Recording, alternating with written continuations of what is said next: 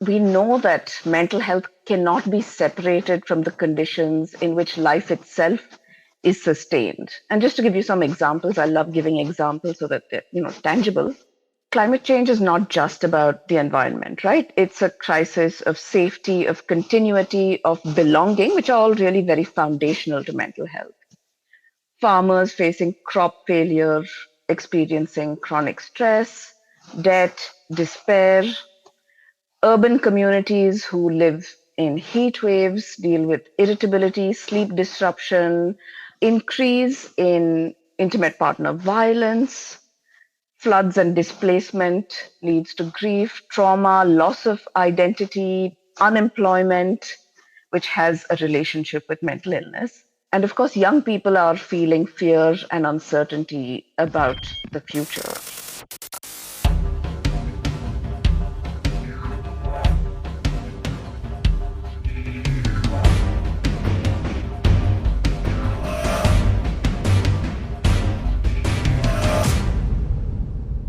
Hey there, my carbon-based cuties. It's your energetic Empress, Tiffany Kagoremogo, and welcome to another episode of What Is This Hot Mess?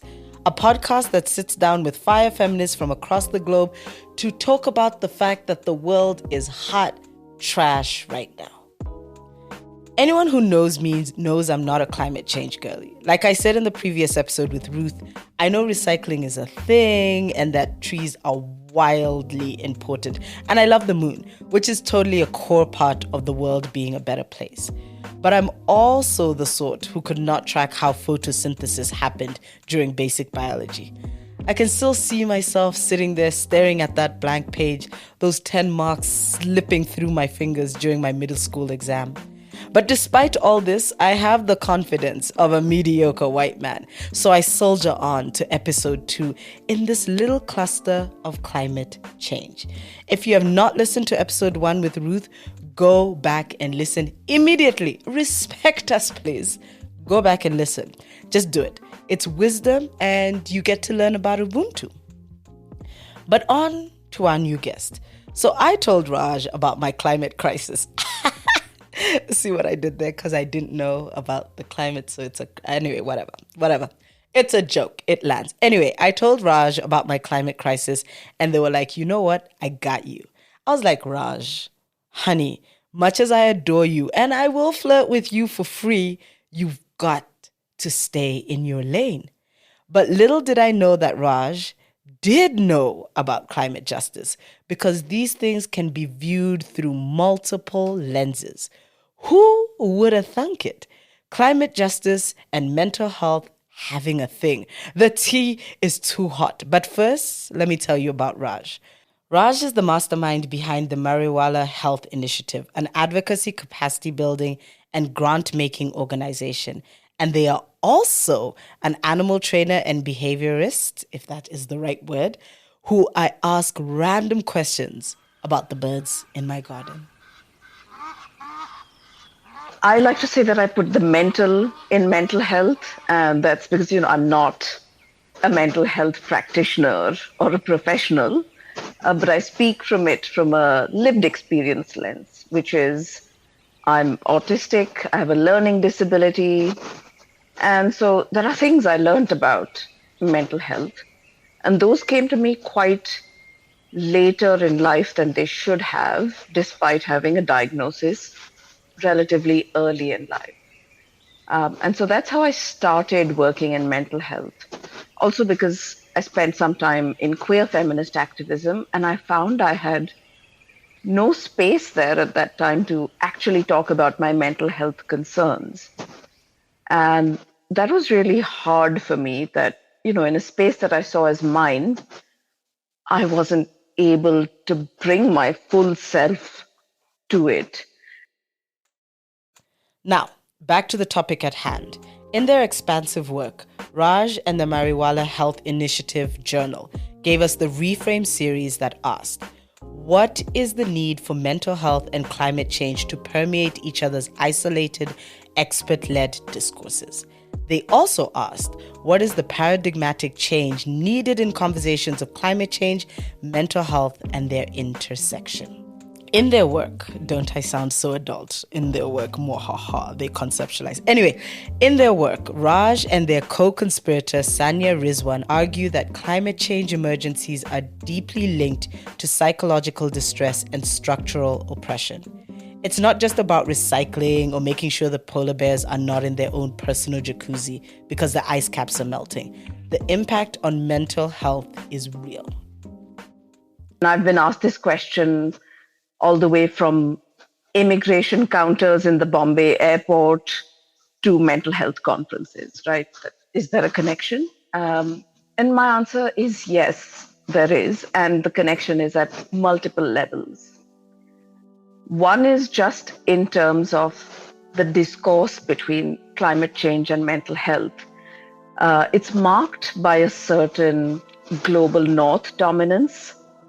And that dominance tells us whose knowledge is seen as valid and visible. So if you hear discourse around climate, you're going to hear a bunch of technical stuff, heating and adaptation and some sort of degrees, XYZ. If you hear about mental health, again, you're going to hear it through a diagnostic lens.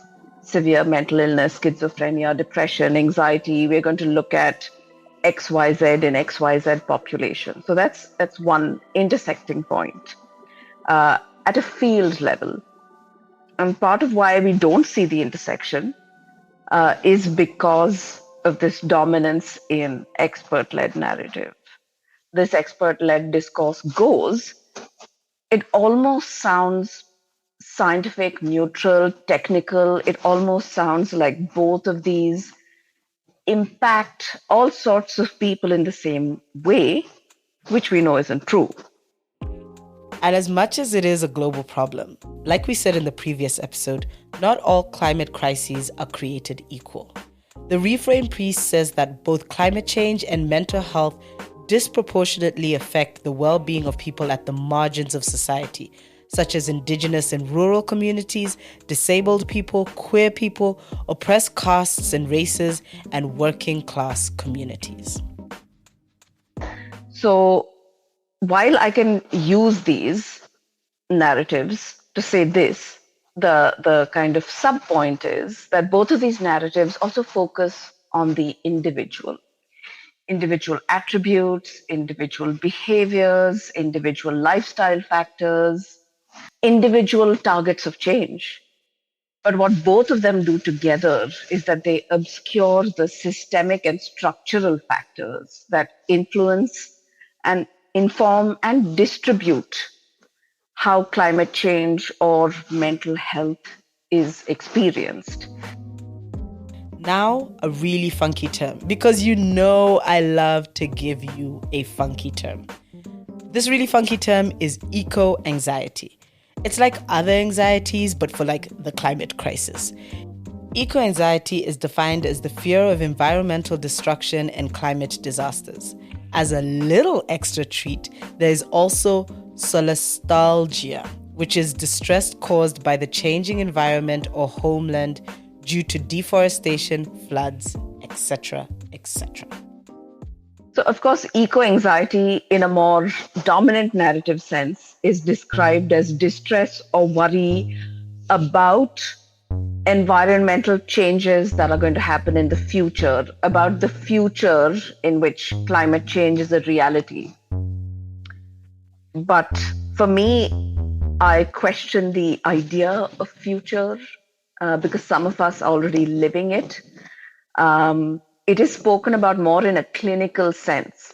I mean, psychologists and psychiatrists are saying that we are seeing cases of eco-anxiety. However, for me, eco-anxiety is a very rational, embodied response to real ecological loss, uncertainty, and way of life. It's not something that requires treatment. It is something to be engaged with, to be politicized. Truth be told, everyone these days has some anxiety about something. Between the political landscape, the price of eggs and or fuel, or the pressure of finding a mate in a hyper-digitized world, we are all on the edge of our own lives.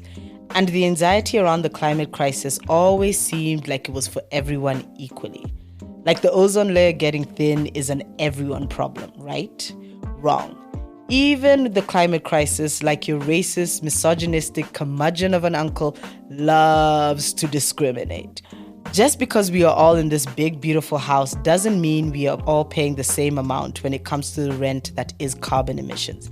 And we are definitely not doing the same amount of post-party cleanup when it comes to this capitalist shindig. Sitting where I am in what is called, I guess, the global south or the majority world, we've been facing the social context of mental health or distress-causing situations. We've been facing disasters for many, many years. So all of a sudden, when the global north was experiencing it, it really, I think, became far more prominent in discourse. So just because of its Eurocentricity, because of its expert-led, top-down scientific stuff, and what people were experiencing at that time, we started talking a whole lot more about it. But, Malawi and Haiti have suffered this for decades. Bangladesh is one of the most disaster-prone countries in the world, and yet, this never penetrated, I think, global discourse, right? And what came with that at that time for both climate change and mental health was this move, all of a sudden, without thinking about anything else, to finding solutions, right? So again, we're leaning into the hegemonic narratives in both these fields, which is disproportionately global north led, in terms of narratives, research, policy, and expertise. But of course, we all know who faces more of the conditions of climate change and mental illness is to ask oneself, what produces distress? And the moment you ask that, you see that it's just not psychological, it's social, it's political, and it's ecological, right? So we know that mental health cannot be separated from the conditions in which life itself is sustained. And just to give you some examples, I love giving examples so that they're, tangible. Climate change is not just about the environment, right? It's a crisis of safety, of continuity, of belonging, which are all really very foundational to mental health. Farmers facing crop failure, experiencing chronic stress, debt, despair. Urban communities who live in heat waves deal with irritability, sleep disruption, increase in intimate partner violence. Floods and displacement leads to grief, trauma, loss of identity, unemployment, which has a relationship with mental illness. And of course, young people are feeling fear and uncertainty about the future. Within that, we are hearing a lot in climate change literature about young people experiencing climate anxiety. And they're speaking about it like it's something new. But those of us who live in the majority world, who are in their 30s now, have already experienced years of climate anxiety, right? Not that the people who are living in the global north are experiencing it now as youth, but those who are in their 30s have already experienced this over and over again in the majority world. So you can see the difference in the discourse when you kind of question who's leading that discourse. The fact of the matter is that eco-anxiety, or this distress, this worry, it's a very rational, and I'm stressing on the word rational, embodied response to this very real ecological loss and uncertainty that you're seeing. So as a first step, if we challenge the expert lens and move away from it as a diagnosis, move away from the idea that it is to be treated, but instead lean into the idea that this is something that we need to understand more, this is something that we need to hold, and this is something that we need to politicize. Even in the last episode with Ruth Nyambura, we established that the climate crisis isn't affecting everyone equally, and I will keep hammering on about this. And some of the worst hit are indigenous communities. And not only that, they are some of the most silenced. One article calls for the centering of the global majority voices as well as those at most immediate risk in the climate crisis. However, often these are the voices that are left out. According to one study, climate change academics from some of the worst hit regions are struggling to be published, and the challenge is even worse for female authors.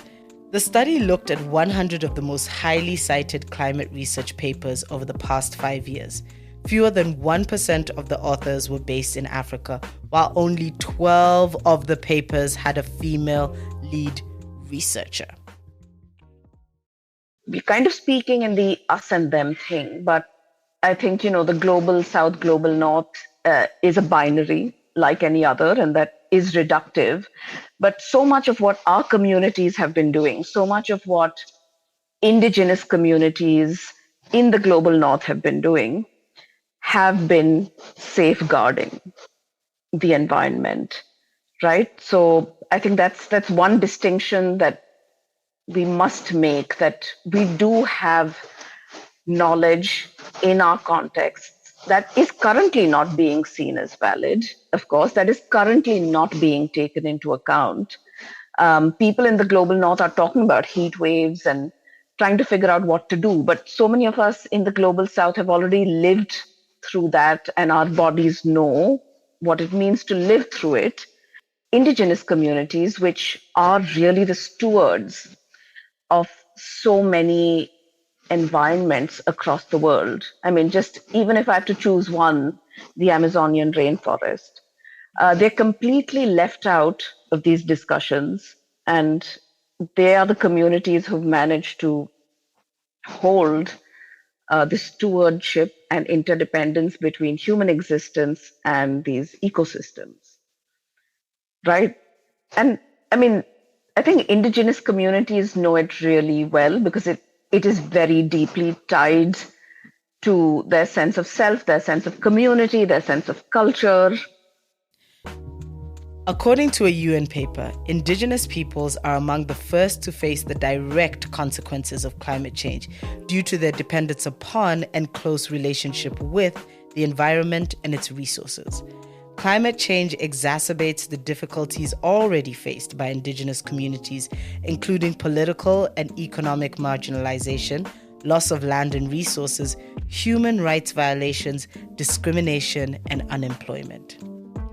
Indigenous people in the Amazon, Kalahari, Himalayas, and other places are going through it because of the climate change, but are not at the heart of the conversations which are apparently reserved for white men in suits and climate change deniers with Instagram and Twitter accounts. Indigenous people often contribute the least to the climate crisis and subsequently to the conversation around its solutions, yet are getting affected by it the worst. The math is just not mathing. We did a research in one of the hottest areas in India, and we spoke to daily wage laborers. And the women said that in the afternoons, we take a break and we sing. And that's what helps us. So when I'm talking about ways of coping, community knowledge, I don't necessarily mean kind of going back to the experts or very neat solutions. I think that's our first step, is to challenge the whole jump to solutions and focus on drawing out what in these extractive systems we need to change, because we have to make that shift away from the individual. In the hottest summer months, everyone keeps a clay pot of water outside their home so that anyone who's passing by can take it. I mean, that is real community knowledge. People have been doing that for years. So we have, in that sense, some of the strategies to deal with it. I think in another sense, it's very important to look at disability movements and disability activism. And disability activism has kind of been kept away from climate activism, partly around, I think, stressors to do with more individual behavior change, such as plastic straws or mobility in vehicles, right? But again, if you look at a community that is used to navigating environments that are very hostile for them, that would be disabled folks, right? So again, what do you do when you're a wheelchair user in a heat wave? These are important things to consider and lessons to pick from. Let me tell you, disaster response tells us that there are only certain kinds of people that get thought of when it comes to disasters. For example, evacuation. Are first line responders trained on how to evacuate a person with a mobility impairment, with visual disability, with psychosocial or intellectual disability? Shelters in disasters, are they equipped with bathrooms that are accessible? Not just for disabled folks, but for trans folks as well.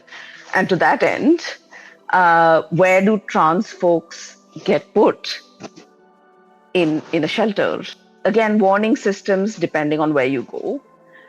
Sometimes they're shared through loudspeakers, which means what happens to deaf folks, or if they're shared through smartphones, what happens to those who can't afford smartphones, who can't afford that sort of technology, or who don't have the internet.